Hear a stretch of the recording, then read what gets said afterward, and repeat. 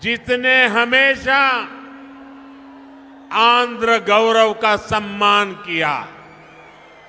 पिछले वर्ष ही हमारी सरकार ने एनटीआर गारू के शताब्दी वर्ष पर स्मारक सिक्का जारी किया था। कुछ समय पहले ही एनडीए सरकार ने तेलुगु धरती के सपूत पीवी नरसिम्हा राव जी को भारत रत्न दिया। कांग्रेस ने कैसे उनका अपमान किया था, मैं इसके विस्तार में नहीं जाना चाहता, लेकिन ये बीजेपी है, एनडीए है, जो हमेशा पार्टी लाइन से ऊपर उठकर देश के लिए समर्पित नेताओं का सम्मान करती है। ఒక్కసారి మనం తిరిగి చూసుకున్నట్లయితే మనం ఇంతకు ముందే శ్రీరాముణ్ణి ఒక భవ్యమైనటువంటి మందిరాన్ని నిర్మాణం చేసి వారిని తీసుకుని వచ్చి అక్కడ పునఃప్రతిష్ఠ చేయడం జరిగింది। శ్రీరాముడి గురించి మనం ఒక్కసారి గుర్తు చేసుకున్నట్లయితే మన కళ్ళ ముందు సాక్షాత్కరించేది నందమూరి తారక రామారావు గారు। వారు ఏ విధంగా శ్రీరాముడిగా శ్రీకృష్ణుడిగా వారు నటించడం గారు జీవించారో మనందరికీ తెలిసినటువంటి విషయమే। వారు నందమూరి తారక రామారావు గారు వారి జీవితాన్ని పేదల కోసం, రాష్ట్రంలో ఉన్నటువంటి రైతుల కోసం, వారి వారి హక్కుల కోసం చేసినటువంటి పోరాటాన్ని, వారికి అందించినటువంటి సేవని ఇక్కడ మనం ఖచ్చితంగా గుర్తు చేసుకోవాలి।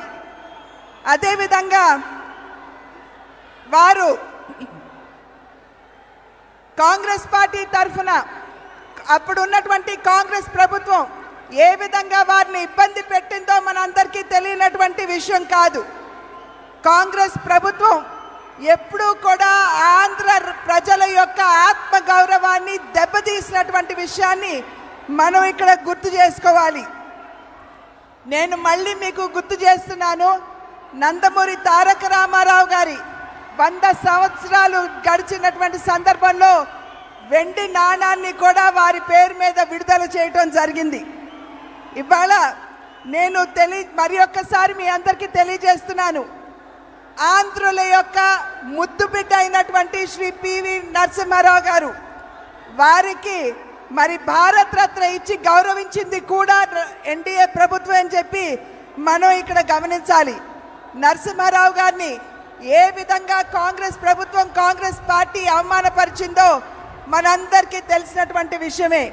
కానీ భారతీయ జనతా పార్టీ నాయకత్వంలో ఉన్నటువంటి ఎన్డీఏ ప్రభుత్వం ఎప్పుడూ కూడా పార్టీలకు అతీతంగా ఎక్కడైనా సరే భారతదేశం ముద్దు బిడ్డలుంటే వారందరినీ కూడా గౌరవించుకునే దిశగా ఎన్డీఏ ఎప్పుడూ అడుగులు వేస్తుంది। साथियों,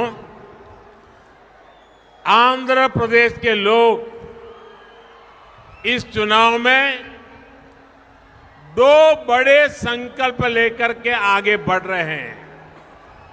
पहला, लोगों ने तय कर लिया है कि वो दिल्ली में एनडीए सरकार को वापस लाकर रहेंगे।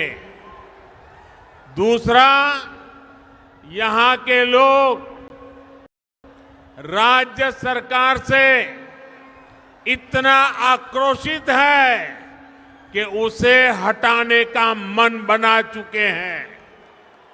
यहां राज्य सरकार के मंत्रियों में एक दूसरे से ज्यादा भ्रष्टाचार करने का कंपटीशन चल रहा है।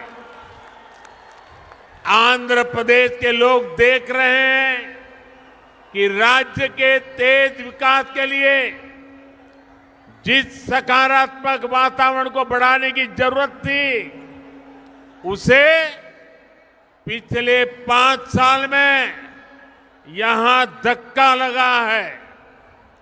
आंध्र प्रदेश के लोगों ने देश के विकास के लिए, आंध्र प्रदेश के विकास के लिए पूरी सकारात्मकता के साथ वोट देने का निर्णय ले लिया है।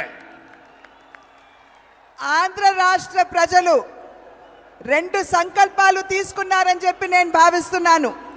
మొట్టమొదటిది, కేంద్రంలో ఖచ్చితంగా ఎన్డీఏ ప్రభుత్వాన్ని స్థాపించాలి అని చెప్పి నిర్ణయం చేయడం జరిగింది. రెండవ సంకల్పం, ఏదైతే రాష్ట్రంలో అవినీతిలో కూరుకుపోయినటువంటి ప్రభుత్వం ఉన్నదో దాన్ని పెకలించి విసిరివేయాలి అని చెప్పి నిర్ణయం తీసుకున్నట్లు నాకైతే అర్థమవుతున్నటువంటి విషయం.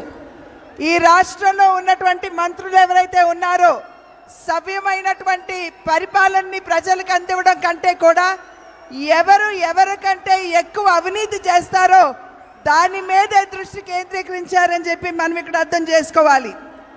మన ఆంధ్ర రాష్ట్ర ప్రజలు ఆంధ్రప్రదేశ్ యొక్క వికాసం అభివృద్ధి కనుక మనం ఆకాంక్షించినట్లయితే ఇక్కడ ఖచ్చితంగా ప్రతి ఒక్కరూ కూడా ముందుకు వచ్చి ఓటు వేయాలి. ఈ 5 సంవత్సరాల కాలంలో ఆంధ్ర రాష్ట్ర అభివృద్ధి సంపూర్ణంగా కుంటుపడింది అని చెప్పి నేను మీకు చెప్పనవసరం లేదు. ఆంధ్ర రాష్ట్ర ప్రజలు అటు దేశం అదేవిధంగా ఇటు ఆంధ్ర రాష్ట్ర అభివృద్ధి కనుక ఆకాంక్షించినట్లయితే ఖచ్చితంగా ఈ ఎన్నికల్లో మీరందరూ ముందుకు వచ్చి ఓటు వేయాలి అని చెప్పి నేను అభ్యర్థిస్తున్నాను. आंध्र के मेरे प्यारे भाइयों बहनों, आप ये गलती कभी मत करना कि आंध्र में जगन की पार्टी और कांग्रेस पार्टी अलग है। ये दोनों एक ही है, एक परिवार के लोग ही दोनों पार्टी चला रहे हैं और ये उनकी मिली भगत है कि जो सरकार के प्रति गुस्सा है वो थोड़ा गुस्सा कांग्रेस की तरफ चला जाए ताकि एनडीए के लोगों को लाभ न मिले।